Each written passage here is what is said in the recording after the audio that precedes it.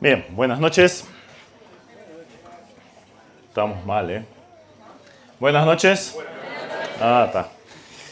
El día estuvo espectacular, un día de playa fenomenal. Le sacamos el jugo, pero bueno, espero que no se duerman. Y saben, yo tengo una característica. Yo veo sobre todo el fondo. Si quieren pasar desapercibidos, siéntense en las primeras filas, no los voy a ver. Pero los del fondo los veo los de afuera también. Así que si veo a alguien dormido, sobre todo el de la remera roja ahí atrás, entonces lo mando al frente. Realmente es un privilegio poder cantar estas canciones. Realmente, gracias. ¿Dónde está Jorge? Sí. Un día duro. Sí, definitivamente. Gracias, Jorge. Ni les cuento lo que nosotros dos vivimos en algún momento, hace unos años atrás, en un campamento alfa. Estábamos juntos en el mismo cuarto. No podemos contar porque nos echan de acá. Pero bueno, la gracia divina ha hecho milagros en ambos. Y bueno, Dios nos puede utilizar. Realmente es una bendición. Bien, estábamos viendo diferentes cuestiones relacionadas con la preparación para el ministerio, para, como decía Jorge recién, para ocupar nuestro lugar, para consolidar el lugar que Dios tiene para nosotros, para cumplir las obras que Dios quería o quiere hacer a través de nosotros. Habíamos visto la primera noche, ayer, Josué, ¿qué? Siervo de Dios o preparándose para ser un siervo, ¿verdad? Hoy de mañana, bien, trabajo en equipo y esto incluía, intercesión y todo lo demás. ¿Sí? Bien. Ahora, vamos a ir un poco más a lo personal de cada uno de nosotros. Recién decíamos o cantábamos, hay cosas que me cuestan. ¿A vos no? ¿Te cuestan algunas cosas en la vida espiritual? Lucha con... Habíamos cantado, todo lo puedo en Cristo que me fortalece. Y una de las cosas que cantamos, es interesante, mi mala naturaleza, o mi naturaleza vieja, mi carne, o como lo quieras llamar, todo lo puedo en Cristo que me fortalece. A ver, seamos bien honestos. ¿Esto es fácil? Tu vieja naturaleza, mi vieja naturaleza, ¿es fácil lidiar con ella, vencer los impulsos de ella? Definitivamente no. Hay una lucha constante con nuestra carne que nos tira hacia el mundo. Una vez en un campamento de adolescentes,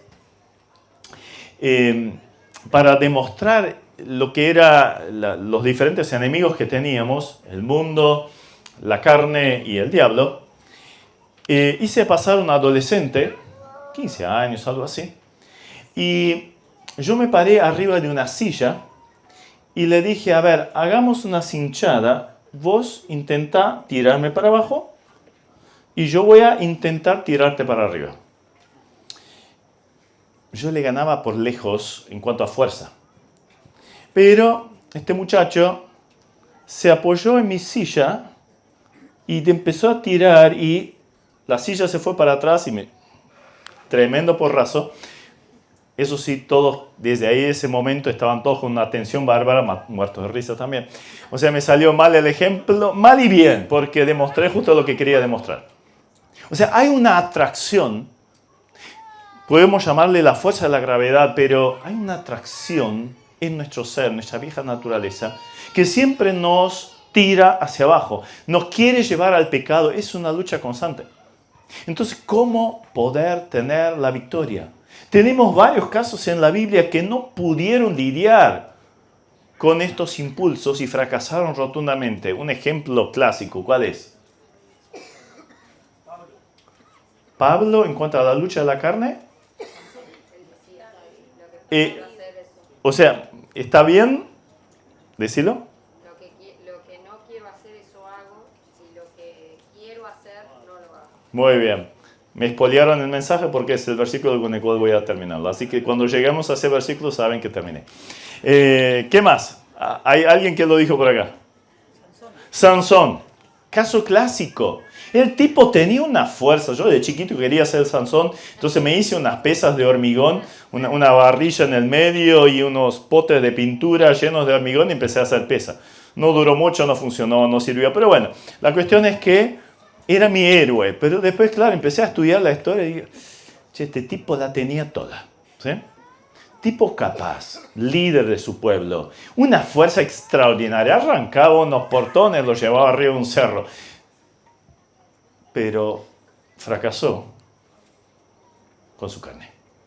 Y con eso tiró todo abajo lo bueno que Dios hubiera querido hacer con su vida. Tuvo alguna victoria, sin lugar a dudas. Tuvo algún éxito momentáneo, pero hoy lo tenemos como uno de esos grandes ejemplos donde la carne venció y desacreditó el ministerio de un líder inclusive. Y de esto les podría contar casos sin parar. ¿Sí? Sería una noche de una tristeza tras otra. Y cuando yo escucho estos casos, yo siempre me pregunto, ¿seré yo el próximo? ¿Estoy hecho del mismo material? ¿Tengo las mismas tentaciones? ¿O ustedes creen que yo no tengo tentaciones? Quizás más que ustedes. Porque cuanto más responsabilidades uno tenga en la obra, más vuelan las flechas, más hay ataques. Es normal. Forma parte de lo cotidiano del creyente. El diablo quiere bajar a los que siguen al Señor. Es normal. Entonces, esa lucha en la carne es constante. Todo lo puedo en Cristo que me fortalece. Esto es real. Pero que no quede en una canción, sino que esto se pueda aplicar a la vida. Hace unos meses atrás, un muchacho viene y me dice, empezamos a hablar y yo le pregunté, ¿y cómo andás? Había empezado hace 2 años atrás, empezó la vida cristiana de una forma realmente meteórica. Era un muchacho que estaba en todas las cosas de Dios, realmente estudiando la palabra, instituto bíblico, un montón de cosas en la iglesia, en todas las reuniones, sirviendo al Señor, involucrándose, se había bautizado, involucrándose. Y ahí le pregunto, el año pasado, ¿cómo andás? Y me dice, el peor año de mi vida. El peor año de mi vida. Bueno, contame, ¿qué pasó? No, es que... Y ahí en un momento empezó a desembuchar y contó que había vuelto adicto a la pornografía. Y lo tiró para abajo y claro, ya no había fuerza, ganas de leer la Biblia, de orar, de ir a la iglesia, mucho menos de servir, dejó los ministerios y un montón de cosas realmente tristes. O sea, su vida se apagó. Realmente como viste cuando se apaga una vela y solo queda el humito, solo ese humito quedó. Entonces, bueno, tuvimos la larga charla y un compromiso de, a ver, ¿estás dispuesto a andar un camino de regreso? ¿Estás dispuesto a comprometerte realmente con el Señor y volver? Sí, quiero eso. Pero si querés, yo te acompaño. Es una decisión tuya. Si querés abrirte y rendir cuentas a alguien. Yo me ofrezco. No es algo que sea demasiado agradable, pero podría ser una solución para que alguien tenga injerencia en tu vida, te pueda preguntar directamente las cosas. ¿Cómo estuviste esta semana? Entonces este muchacho accedió y yo le dije, mira, yo no te voy a preguntar. Yo no te voy a estar hinchando. Vos tenés mi número. Cada lunes de mañana, vos mandame un mensajito. La semana pasada, ¿todo bien? Pude tener victoria. Además le di una serie de indicaciones también cómo vencer la pornografía. Y vos rendí cuentas. Cada lunes me fue bien, me fue mal, tuve luchas, lo que fuera. Primer lunes, Esteban, siento decirte, pero caí un par de veces. Lunes siguiente, obviamente lo animé de vuelta, buscamos algunas cosas para corregir que todavía no estaban corregidas. Lunes siguiente, otra vez lo mismo. Otro lunes, lo mismo. No sé, varios lunes más, meses. Gracias a Dios, llegó a fin de año teniendo la victoria. teniendo victoria sobre su carne. Fue un trayecto, fue un caminar, pero que costó. Sí, costó mucho y sigue costando. Y cada uno de nosotros tiene su punto débil. Puede ser la inmoralidad, como recién decíamos, puede ser el materialismo, puede ser problemas con el carácter, puede ser el orgullo, la envidia, el resentimiento, raíz de amargura, la falta de perdón. ¿Querés que siga la lista? Peleas con hermanos y podríamos seguir una lista larguísima y con alguno de esos pecados te identificas. Cada uno de nosotros sabe perfectamente dónde está su punto débil, ¿cierto o no? ¿Sí o no? Sí, obvio. Yo sé perfectamente dónde está mi punto débil. Y tú lo sabes también. Entonces, vamos a preparar a un vencedor. ¿Querés tener la victoria en lo cotidiano? ¿Querés tener la victoria sobre la carne? Entonces vamos a estudiar un poquito este pasaje. Ya lo vimos esta mañana, allí en Éxodo 17, la lucha con los amalecitas. Pero ahora, hoy de mañana lo enfocábamos al trabajo en equipo. ¿Vieron? El servicio en equipo, la necesidad de esto. Pero ahora lo vamos a enfocar a algo un poco más directo, personal, profundo. Quizás no tan conocido, no tan abierto para los demás y quizás seas el único que lo sepa, aparte de Dios, por supuesto, de esa lucha interna. Jacob y su familia habían descendido a Egipto, ahí se había formado un enorme pueblo, un pueblo de, como veíamos, de alrededor de 2 millones de personas. Y bueno, los egipcios los empezaron a sojuzgar, esclavizar, toda la historia que ya conocemos. Y allí estaban bajo el azote de los capataces egipcios. Y allí Dios mismo intervino y les dio una promesa que encontramos en Éxodo, el capítulo, voy a leer el capítulo 14, versículos 13 y 14. Allí Dios le dice al pueblo, después de las 10 plagas, no temáis, estad firmes y ved la salvación que Jehová hará hoy con vosotros, porque los egipcios que hoy habéis visto, nunca más para siempre los veréis. Jehová peleará por vosotros y vosotros estaréis tranquilos. O sea, estaba dada la promesa de Dios, mira, yo los voy a sacar de Egipto. Las plagas y todo esto hacen que los egipcios los van a dejar salir. Pero luego voy a exterminar a todos esos egipcios por tanta maldad, tanto asesinato que cometieron. O sea, Dios se iba a encargar. El pueblo tuvo que levantar alguna espada, tuvo que pelear con el faraón, el ejército de los egipcios. ¿Tuvieron que hacerlo? No. Ni siquiera una flecha tuvieron que tirar. ¿Quién se encargó de vencer a los egipcios y al faraón? ¿Quién? Dios. Dios hizo absolutamente todo. Lo único que tenían que hacer era marchar, cruzar el Mar Rojo, pasar en medio de estas paredes de agua. Tiene que haber sido impresionante, me hubiera encantado. ¿Viste? Pasar como entre 2 paredes de acuario, ¿no? Y unos acuarios gigantescos, ¿no? Donde ves ahí todos los pececitos, tiburones y todo lo demás, ¿no? Y ¿esto está mojado o cómo se sostiene, no? No sé si lo harían. Yo de curioso metería el dedo. No sé si después se queda pinchado y empieza a salir agua, no sé. Pero la cuestión es que Israel pasó enteritos, tranquilos. Los egipcios siguieron. Y allí Moisés levanta la vara por orden de Dios. Y todos esos egipcios, como Dios le había dicho, ninguno los volvería a molestar. La victoria fue completa de parte de Dios. La liberación del pueblo la organizó Dios y la llevó a cabo Dios. Pero bien, ahora entran al desierto y ahí cambia algo. Cambia el hecho de que ahora ellos tenían que aprender a luchar ellos. Hasta el momento Dios lo había hecho todo. No tuvieron que hacer nada.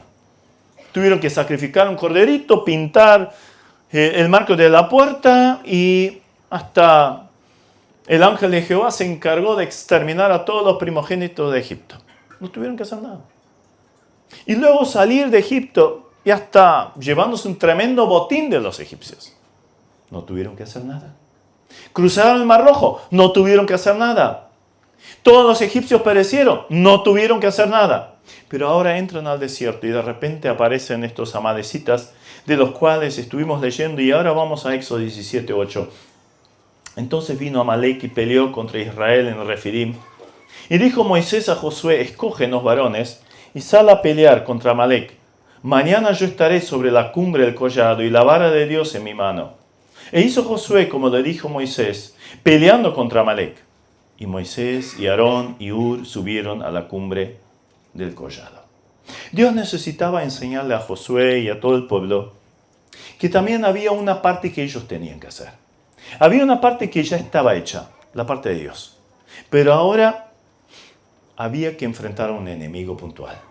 Y para eso Moisés elige a Josué. Josué busca su grupo de soldados y ahí enfrentan el enemigo. Creo que existe un paralelo extraordinario en esta historia con la lucha del creyente. ¿Qué hiciste para ser salvo? ¿Qué hiciste? Arrepentir y creer, ¿verdad? O sea, tuviste que... ¿Hay algún santuario ahí donde hay un peregrinaje que se haga acá en Uruguay? Virgen del Verdún. Allá en Buenos Aires sería la Virgen de Luján. Y caminan 60 kilómetros para ir y llevar sus votos y esas cuestiones, ¿no?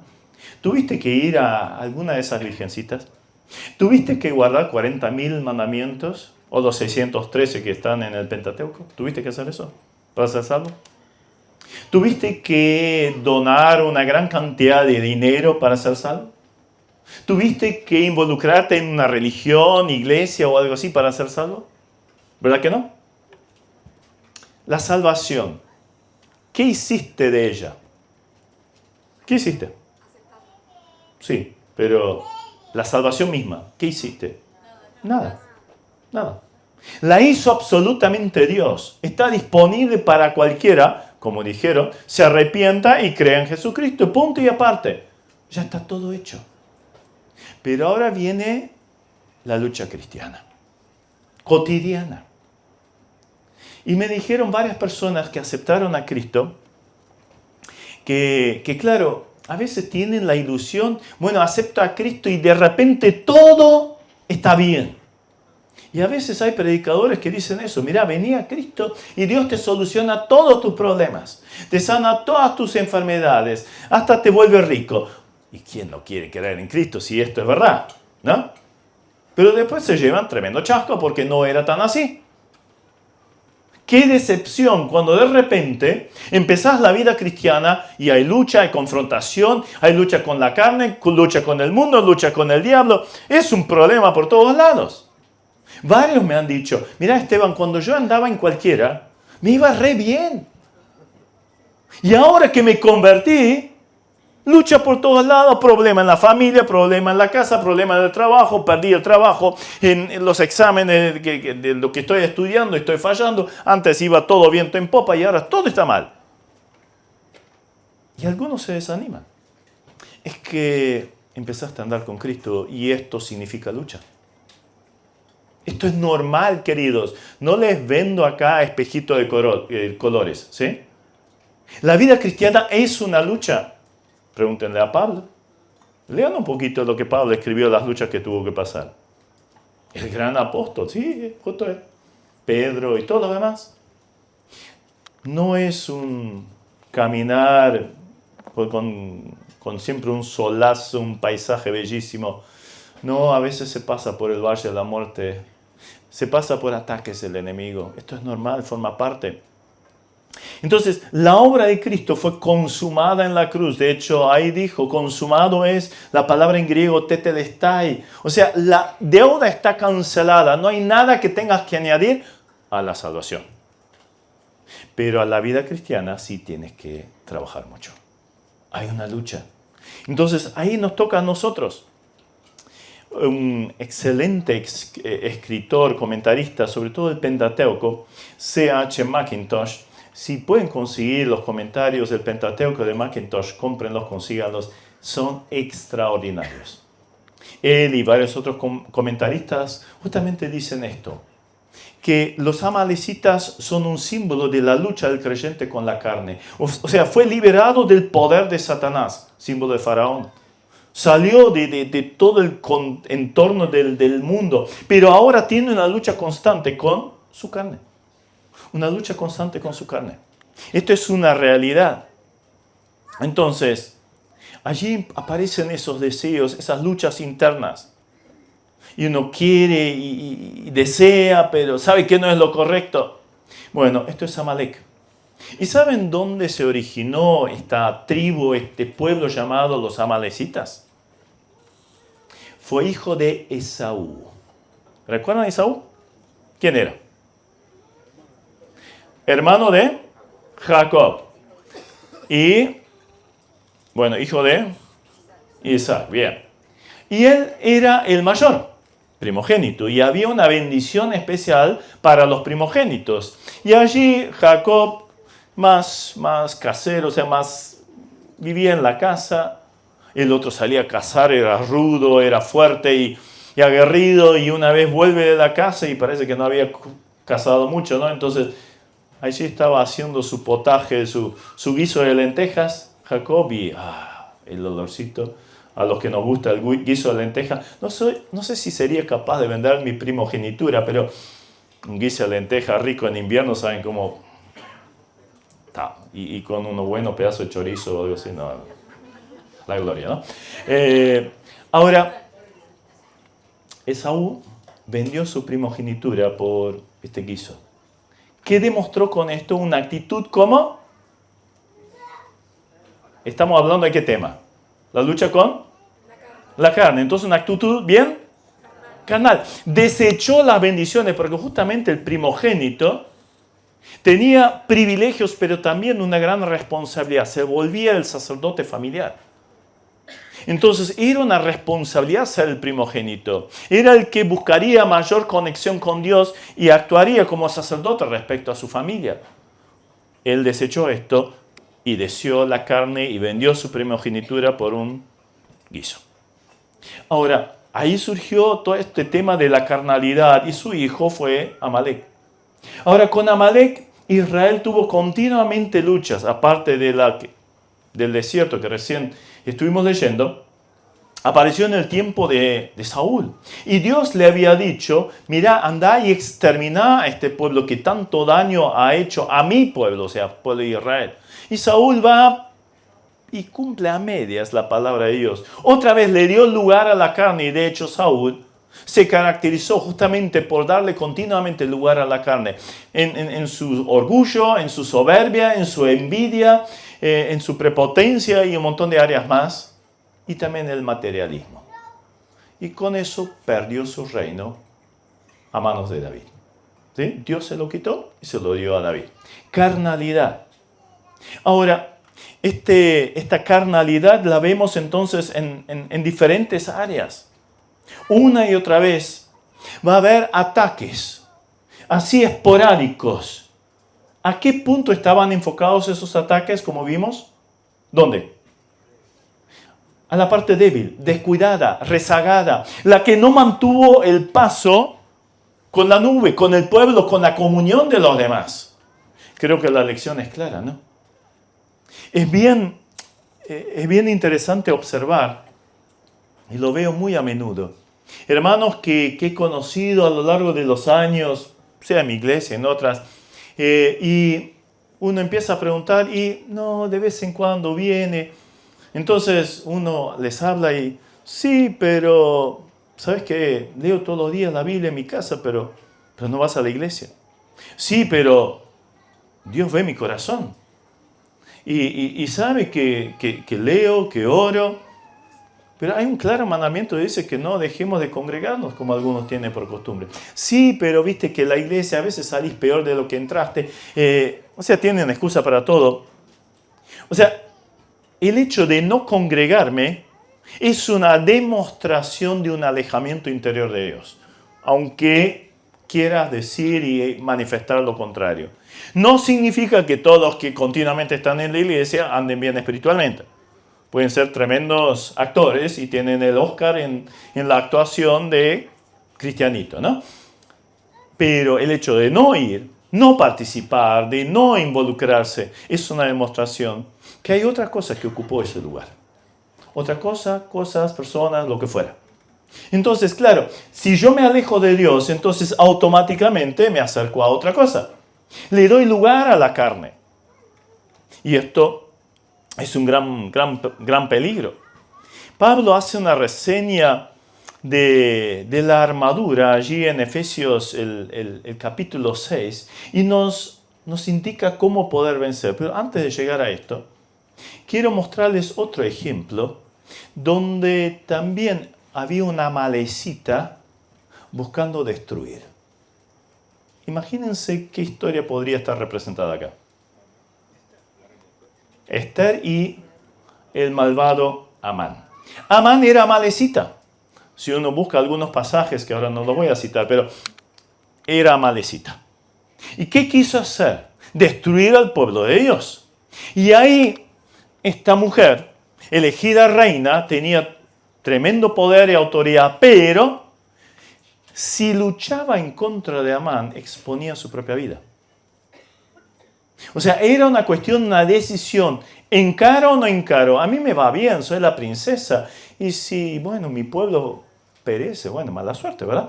Pero Mardoqueo, su tío, le dice, mira, por algo Dios te puso en este lugar.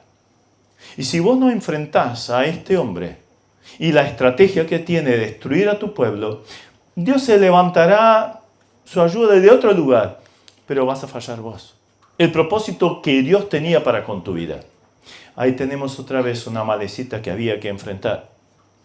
Entonces, vemos allí cómo la vida para o en victoria depende de la decisión de hacer frente. Hay que hacerle frente a esa lucha de la carne y mirad, lo vas a tener siempre.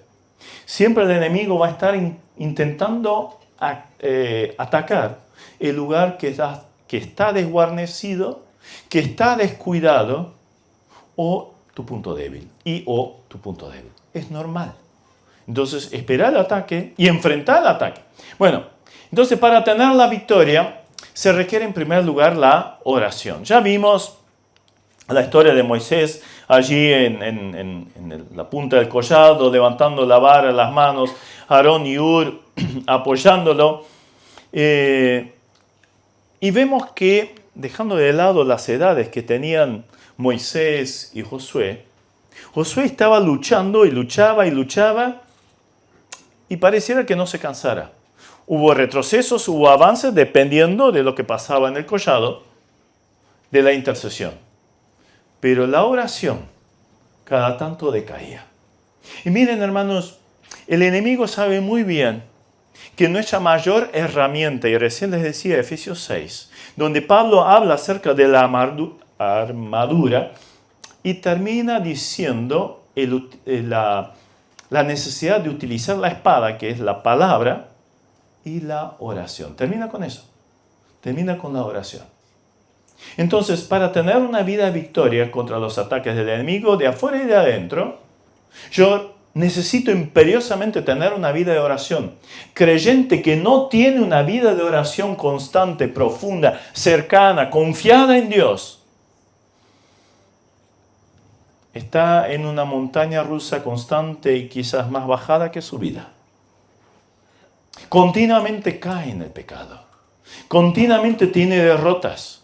Esto es normal, lo vimos allí. Moisés levantando la vara, orando, el pueblo vencía. Bajaba, se dejaba de orar, se dejaba de interceder. La carne, Amalek, vencía. Y esto va para tu vida también. Esto es lo normal. Creyente que tiene victoria es un creyente que vive con oración constante, que le da lugar a ello. ¿Y cómo anda tu vida de oración? ¿Cómo anda? Allí en Efesios 6:18 dice, orando en todo tiempo, en toda oración y súplica en el Espíritu, velando en ello con toda perseverancia y súplica por todos los santos. Todo. Siempre. ¿Tu vida de oración cómo anda? Si tu vida de oración anda bien, es probable que también tengas victoria sobre la carne. ¿Queremos tener victoria en esa vida personal? Entonces, oremos. Oremos. Oremos solos. Nos encerramos en nuestro cuarto, como decía Jesús, cerrar puerta y ventana, para tener tu momento a solas con el Señor. Para no distraerte. Hoy deberíamos decir, habría que cerrar unas cuantas ventanas también, sobre todo la ventana que entra en nuestra mano y casi no se despega en nuestra mano, ¿no? Esa ventana habría que cerrarla también para tener comunión con Dios. Justamente el aparatito este es la fuente de una infinidad de atracciones del mundo y de la carne. Recién les hablaba de este muchacho y les podría nombrar cuestiones del materialismo, les podría decir cuestiones de envidia, de soberbia, de orgullo. Y claro, las redes ¿para qué están? Y para proyectarte, ¿no? O sea, la selfie haciendo qué cosa. Ah, bueno, ahora estamos en un campamento selfie, bien. El tipo es espiritual. Después la hora feliz, la selfie, ¿no? Y tu cara bien grande y ahí en el fondo hay algunos chicos, no sé si son o no son, pero yo, ¿no? Ahora, claro, me saco fotos con lo que recién compré y veo que de repente mi amigo postea algo que es mucho mejor de lo que yo tengo y ya tengo envidia. El vecino de enfrente se fue de vacaciones a Honolulu y yo a duras penas puedo armar una carpa acá en el Alfa, ¿no? A duras penas, ¿no? Qué bendición. Ahora, ¿se dan cuenta? Empieza esa comparación y... pero yo también tengo derechos. ¿Por qué yo no? Y empiezan las comparaciones, empieza la envidia, empieza el chismerío. ¿Viste fulanito tal cosa, fulanita lo otro? Y... ¿no? Bueno, ¿se dan cuenta? Cierran algunas ventanas y denle lugar a la oración. Y tu vida cambia. Tu vida cambia.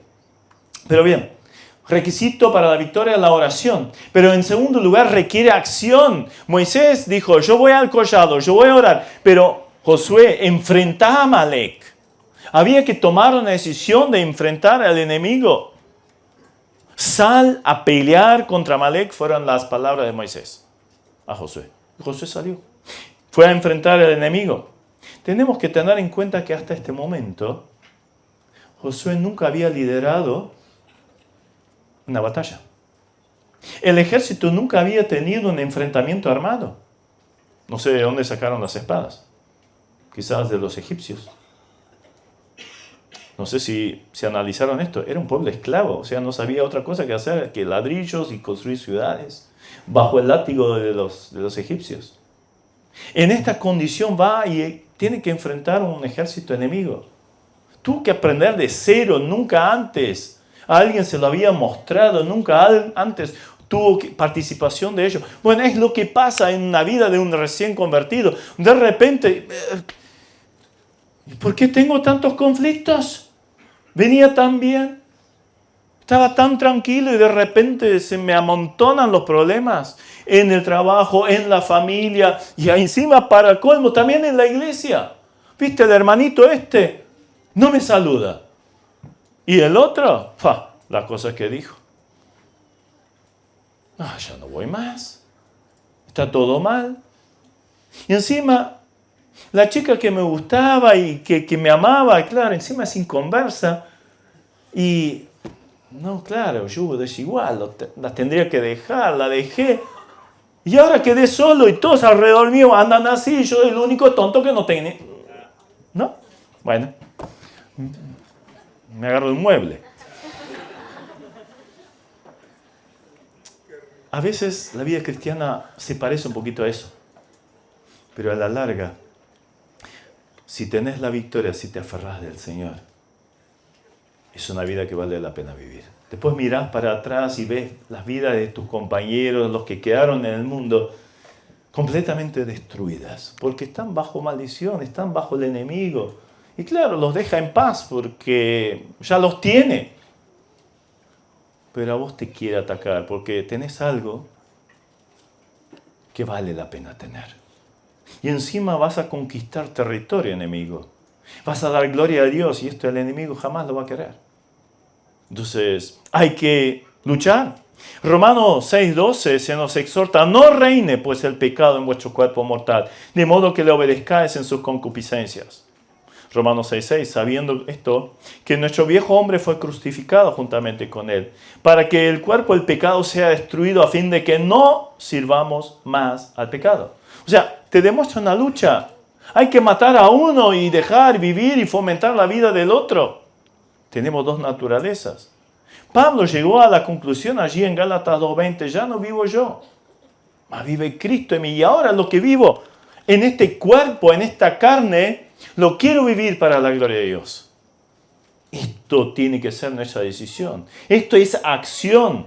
Muchachos, requiere una decisión y constante. La marca distintiva del verdadero creyente es una vida de lucha.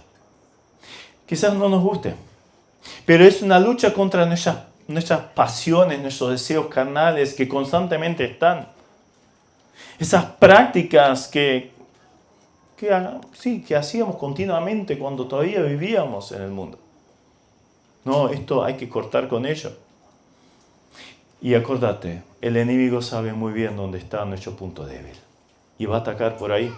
Entonces, ¿qué tengo que hacer? Orar cada mañana, Señor, tú sabes dónde está mi punto débil. Ayúdame este día a tener la victoria sobre y nombrar ese pecado. Pero también una acción coherente. El muchacho de la historia. Yo le di una serie de indicaciones. Mira, no entres con el celular a tu cuarto. Déjalo afuera. Pero tengo problema con la computadora. Bueno, ponela en el living. Y cuando quieras ver algo, lo miras en el living. Y si alguien te llama, mira, va a sonar tanto que tu madre va a venir y te va a decir, mira, vení a atender porque alguien te está buscando. Si es algo muy urgente, ¿verdad? Y si no, cuando miras el celular, hacelo donde todos te puedan ver. O sea, requiere acción. ¿Recuerdan Jesús? Si tu ojo derecho, el derecho está acá, si tu ojo derecho te es ocasión de caer, ¿qué tengo que hacer? Arráncalo, ¿no? Y échalo. Claro, no lo hagas en forma literal, es una forma simbólica. Porque si no, creo que estaríamos todos tuertos o ciegos acá. Ahora, ¿cuál es la idea de Jesucristo? Identificar el punto de entrada de la tentación. Identificarlo. ¿Dónde entra continuamente? ¿Dónde está la grieta en mi muro? ¿Dónde está? Es por acá. ¿En qué momento? ¿En qué lugar? ¿En qué situación? ¿Con quién? ¿En qué situación de ánimo inclusive? Es interesante, por ejemplo, el tema de la pornografía, ya que estábamos en él. Domingo a la tardecita noche es el momento en que más creyentes caen en la tentación sexual. Imagínate, después de un día de haber estado en la iglesia y cumplí, ¿no? Cumplí con Dios y ahora me relajo y total, mañana empieza el trabajo, el estudio, lo que fuera. Bueno, todavía tengo unas horitas ahí, ¿no? ¿no? Es interesante. Definí bien claro dónde entra la tentación y tomá decisiones radicales. Arráncalo, échalo fuera, alejate de la fuente de la tentación, luchá contra ella con todas las fuerzas para tener la victoria. Enfrentar a ese Amalek, enfrentarlo, requiere acción. ¿Quieres tener victoria sobre la carne? Hay que actuar. Si permites que la carne toma dominio sobre tu vida, en el área que fuera, lentamente te va a envolver como los tentáculos de un pulpo. Vieron que los pulpos tienen unos 8 brazos, ¿no? El otro día un tipo un influencer, creo que era alemán, sí, no me acuerdo, algo así, se estaba bañando en un mar y le estaban sacando fotos o videos clásicos para subir a las redes y de repente empieza a debatirse, un pulpo le empieza a subir y el tipo olió la posibilidad de más fama todavía, entonces lo dejó subir y se le puso alrededor de toda la espalda y los tentáculos abrazándolo. No le hizo nada, por las dudas vive todavía y ahora tiene millones de vistas ese video, ¿no? O sea, qué bueno, yo con un pulpo, ¿no? Pero, ¿saben? Si fuera un pulpito un poquito más grande, y le empezaría a chupar, y bueno, este hombre hoy tendría un video muy famoso, pero ya no existiría. Entonces, mira, el pecado es esto. Te empieza a abrazar, te empieza a envolver como la anaconda a su presa, y una vez que lo hace, no hay chance. No hay chance de salir. Te rompe todos los huesos y después te traga. Entonces requiere acción. Con nosotros está el vencedor, está Cristo. 1 Corintios 15, 57. Mas gracias sean dadas a Dios, que nos da la victoria por medio del Señor Jesucristo. La victoria está garantizada, pero hay que actuar. Requiere acción. Hay que enfrentar al enemigo. Sabes dónde está tu punto débil. Sé radical con el pecado. Pero también hay en la acción, a veces es más útil que el salir corriendo. Huye de las pasiones juveniles, decía el apóstol Pablo. Y el ejemplo máximo lo tenemos en una historia del Antiguo Testamento. ¿Quién es? José. Hay una mujer que lo quería seducir y todos los días lo mismo y él se plantaba firme. No. Y de alguna forma esta mujer lo organizó de tal manera que quedaron solos en la casa y lo agarró. Bueno, venga a la cama conmigo. Y esta mujer era poderosa, era de enorme influencia porque Potifar es un título de los verdugos en Egipto. O sea, este tipo, su profesión era cortar cabezas, ¿sí? Ahora imagínense ser esclavo de este tipo. O sea, imagínate que se acercara de verdad a la esposa. Lo hubiera decapitado. Evidentemente Potifar sabía qué tipo de persona era su esposa. Y por eso solo le echó a la cárcel para guardar un poquito la honra, ¿no? Pero sabía quién era José. Un hombre íntegro. Injustamente terminó en la cárcel, pero Dios lo exaltó. Porque fue fiel. ¿Cómo haría un mal tan grande y pecaría contra Dios? Sus convicciones eran absolutamente firmes y salió corriendo. La única forma de vencer esa tentación es salir corriendo. Deja todo y salí, no importa lo que te digan, si se ríen de vos, no interesa. Perdón que sea autorreferencial, pero estaba trabajando en una empresa y éramos unos 50 que trabajábamos allí, en esa área. Y bueno, llegábamos a la mañana a las 8, empezaba el trabajo, marcábamos la entrada, después salíamos. Y bueno, generalmente todo un grupo de personas que salía yendo a la parada del ómnibus, o alguno que se iba en moto, en auto, lo que fuera. Y había un hombre que todos los días traía a su esposa en moto frente a la fábrica y luego se iba a su trabajo. O sea, yo conocía el esposo de esta mujer. La mujer era compañera mía de trabajo. Y un día de estos coincidió que justo salimos juntos y tomamos el ómnibus en la misma parada. Muchas veces habíamos ido juntos en grupo. Y esta vez se dio que justo salimos juntos y estábamos solos. Y ahí 2 cuadras. Y en esas 2 cuadras, claro, hablando como compañeros de trabajo y de repente ella dice, ¿vamos? Ustedes ya se imaginan lo que era, ¿no? Y estábamos llegando a la parada.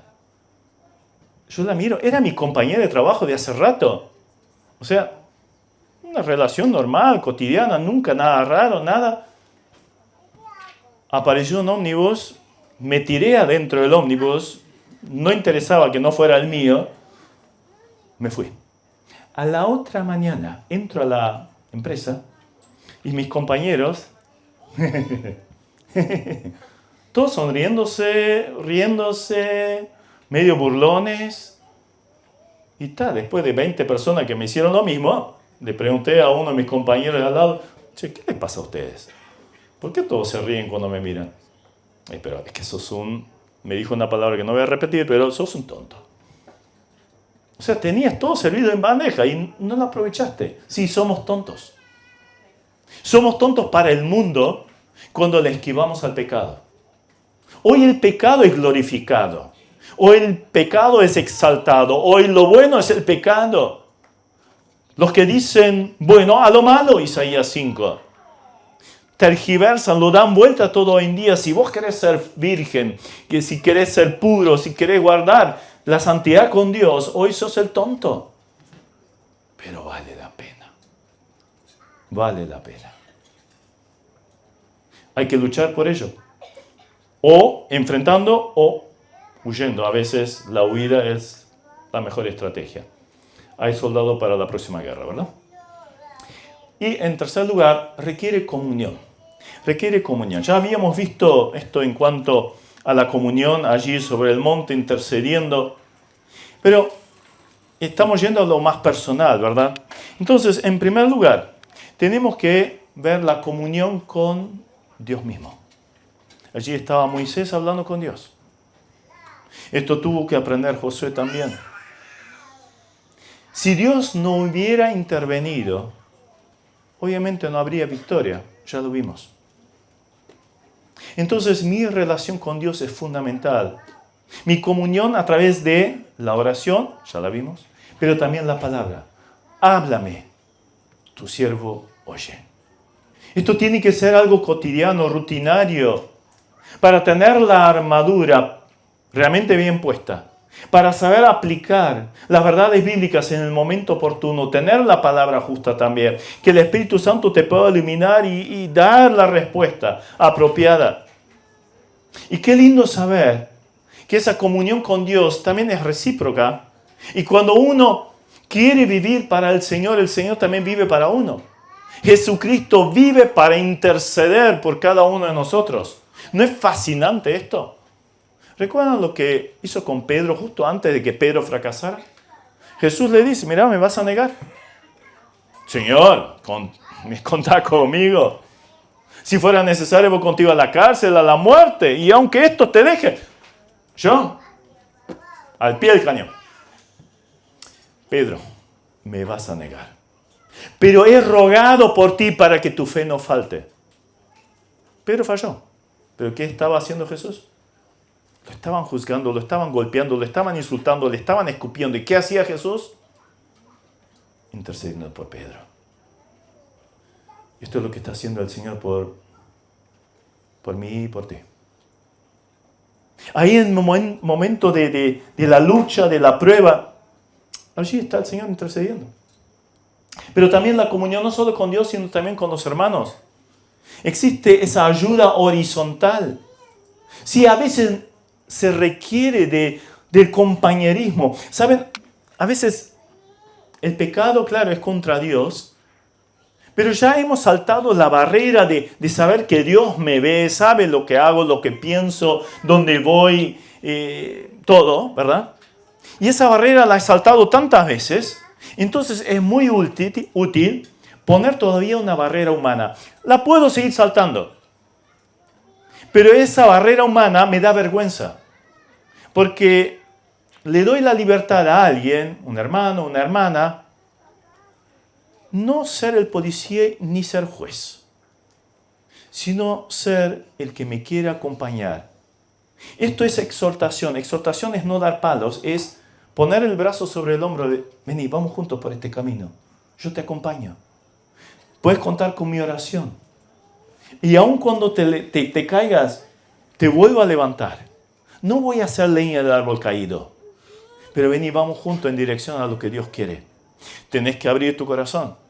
Tenés que dar a conocer tus debilidades y tus luchas. Háblalo con alguien. Quizás estés en esta lucha. Quizás no puedas soltar un pecado con el cual estás ahí todos los días, cada semana, y ¡boom! Otra vez y otra vez. Señor, otra vez. Ya tengo vergüenza de aparecer y pedir perdón, porque tantas veces, ¿verdad? Busca ayuda. Comunión con otros. Y qué precioso poder orar juntos por el problema. Y donde se oran juntos, donde hay 2 o 3 reunidos en mi nombre, Dios interviene. Mueves el brazo de Dios y te da seguridad, te da paz y consuelo también en los fracasos. Necesitamos eso, comunión con otros, con hermanos. Y para terminar, requiere recordación. Dios le dijo a Moisés, escribe esto, Éxodo 17:14. Escribe esto para memoria en un libro y di a Josué que raeré del todo la memoria de Amalek de debajo del cielo. Este versículo, aparte de evidenciar que Moisés sabía escribir, porque algunos hasta niegan esa realidad, Moisés sabía, fue creado en toda la sabiduría de los egipcios. Este versículo nos muestra otra realidad preciosa. Ordena que estos dichos estuvieran escritos en un libro y para que se los leyeran especialmente a Josué. Entonces, en primer lugar, era una mirada animadora al pasado. ¿Por qué Moisés tiene que escribir esto en un libro? Para que Josué luego pudiera mirar para atrás y decir, ¿te acuerdas cuando tuvimos que enfrentar a los amalecitas? Todavía Moisés no había fracasado, todavía Moisés seguía siendo el líder del pueblo, todavía no se sabía que Josué iba a ocupar ese puesto de líder en el pueblo de Israel. Pero Dios ya lo sabía. Iba a ser el hombre que tendrían que enfrentar a los cananeos, los 7 pueblos que estaban en Canaán. Entonces, si Dios me ayudó con los amalecitas, también me va a ayudar con los 7 pueblos y los gigantes, los hijos de Anac, allí de Hebrón. Una mirada animadora al pasado. Y si vas bien al pasado, acuérdate lo que pasó en la cruz. Allí hubo victoria. Alguien le pisó la cabeza a la serpiente. Y si te aferras a esta victoria, vas a tener la victoria. Recién lo leíamos. Con Cristo vamos a tener la victoria siempre. Entonces, una mirada hacia el pasado. Ten en cuenta que nunca vamos a dejar de estar bajo prueba y ataque. Entonces, el que piensa estar firme, mire que no caiga. ¿Sí? Cuidado con el orgullo. Entonces, también acordate los fracasos que tuviste para no volver a hacer lo mismo. Pero ahora tuve victoria una semana. Tené cuidado, ¿sí? Tené cuidado. Es interesante, el pueblo de Israel tuvo que enfrentar a los amalecitas después de haber recibido el maná y después que se abrió la peña para dar agua. Los dos son símbolos de Jesucristo en el Nuevo Testamento. O sea, las grandes bendiciones de Cristo y después viene el ataque. Acá tenés un tiempo, una semanita casi de grandes bendiciones. Disfrutás la comunión, el paisaje, la palabra, los devocionales, un consejo. Y salís medio, ¿no? Allí arriba, hagámonos una enramada, como decía Ale el otro día, ¿no? Quedémonos acá. Y después volvés el lunes a la realidad cotidiana, de trabajo, familia, iglesia, etcétera, ¿no? Las luchas. ¿Y tu carne? Que encima te acompaña por todos lados. O sea, ni siquiera puedes huir de eso. Entonces, una mirada animadora al pasado. Dios te dio victorias. Bueno, en base a la victoria de Cristo y las victorias ya logradas, encara el conflicto que se viene. Una mirada animadora al presente. Escribe esto para memoria en un libro. Entonces, Matthew Henry, un comentarista, dice, escribe esto para memoria en un libro y repítelo a los oídos de Josué. O sea, lo traduce él del original de esta forma. Entonces, Josué tenía que escuchar, leer y aplicar continuamente estas palabras. Lo vemos luego en Josué 1, ¿verdad? Sigue la misma, ¿no? Entonces, es demasiado evidente lo que esto significa para nosotros. Una mirada a la Biblia. Una mirada a las victorias, estas victorias que encontramos allí, nos anima a encarar nuestras luchas. Estas cosas, dice la Biblia, nos fueron escritas como ejemplo para nosotros que hemos llegado al final de los tiempos. O sea, esta historia es ejemplo para nosotros. Apliquémosla a la vida. Animadora para el presente. Y también una mirada animadora al porvenir, al futuro. Hay una cosa muy interesante que decía allí este pasaje. Dios le da la promesa, raeré del todo la memoria de Amalek de debajo del cielo. Habría un momento en que los amalecitas serían erradicados porque se habían levantado contra Dios y habían atacado a su pueblo. Demoró mucho tiempo. Hasta apareció este malvado Amán, siglos después. ¿Sí? Apareció en el tiempo de Saúl, en el tiempo de David, en el tiempo de Ezequías. Aparecieron los amalecitas. Y luego con Esther. Ahora, llegaría el momento que estos amalecitas ya no estarían más. Y saben, es lo que hoy Virginia decía, y alguien más lo había nombrado allá atrás, ¿no? Las palabras del apóstol Pablo. Lo bueno que quiero hacer, esto no lo hago. Lo malo que no quiero hacer, esto hago. ¡Ay, miserable de mí! ¿Qué me puede librar de esta carne, de esta vieja naturaleza? Menos mal que no termina ahí, sino que sigue, gracias doy a Cristo. Y ahí empieza el capítulo 8. ¡Ah! ¡Qué extraordinario!, ¿no? ¿Quién acusará? ¿No?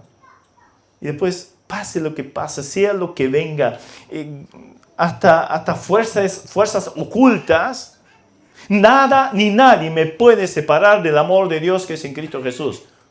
Sinónimo de victoria.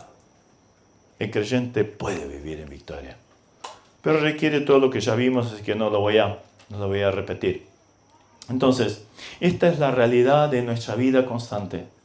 Hay una constante de lucha, pero puede haber victoria. Puede haber victoria. Si no la logras, busca ayuda. Primero en Cristo. Aferrate de su palabra, buscala en oración. Si fuera necesario, busca la comunión con otros espirituales, que obviamente sepan callarse la boca, que sean cuidadosos con lo que uno cuenta, ¿verdad? Entonces, con Cristo sí hay posibilidad de victoria. Josué lo tuvo que aprender a las malas, sí, nunca antes había hecho eso. Es la vida cristiana, es lo normal. Pero también, qué lindo poder tener victoria. Uno se mata, yo veo a los atletas en los Juegos Olímpicos, o una competencia, un campeonato, el campeonato del mundo, cosas por el estilo. El desahogo cuando cruzan la meta, cuando ganan, cuando con su bandera empiezan a correr, o cuando rompieron algún récord, o cuando levantan la copa. Esos gritos eufóricos, ¿cuánta lucha hay atrás de esto? Claro, a todos nos gustaría levantar una Copa del Mundo, una medalla de oro o algo por el estilo, ¿verdad? Pero ¿vieron cuánta lucha hay? A nosotros lo miramos tranquilo desde el sillón frente a la tele, ¿verdad? Así no vas a lograr ninguna victoria. ¿Sí? Píntate la medalla de oro porque nunca la vas a tener. Hay que salir a la pista. Hay que salir al campo. Hay que luchar. Forma parte de la vida cristiana. Pero nunca estás solo. ¿Sí? Y con Cristo somos más que vencedores. Amén. Dios, gracias por tu palabra también en esta noche. Y, Señor, tú conoces la lucha de cada uno de nosotros. Sabemos perfectamente dónde está nuestro punto débil y cuántas veces hemos fallado. Gracias que podemos acudir a ti pidiendo perdón. Tú buscas el arrepentimiento y vas a perdonar. Siempre perdonas. Empieza de vuelta. Gracias por esa realidad. Pero no queremos deshonrarte. No queremos causarte tristezas y mucho menos tanto daño que trae el pecado a la vida del creyente. Tantas pérdidas. Tanta deshonra para tu nombre. Pérdida de servicio, del testimonio y tantas cosas más. Ayúdanos a vivir en la victoria. Te necesitamos imperiosamente. Ayúdanos a aplicar estos principios que Josué tuvo que aprender. Y luego los aplicó cuando conquistó la tierra de Canaán. Ayúdanos a vivir. Aferrados a Cristo, bien cerca tuyo, la palabra, la oración, la comunión con otros hermanos y contigo. Para poder llegar al final de la lucha. Es decir, como Pablo, he peleado la buena batalla, he acabado la carrera, he guardado la fe. Por lo demás me espera la corona de justicia, el premio, la medalla, el trofeo, que me dará el juez justo en aquel día. Señor, queremos vivir y llegar al final de la vida, teniendo este testimonio para tu gloria en el nombre de Cristo. Amén. Dios la bendiga.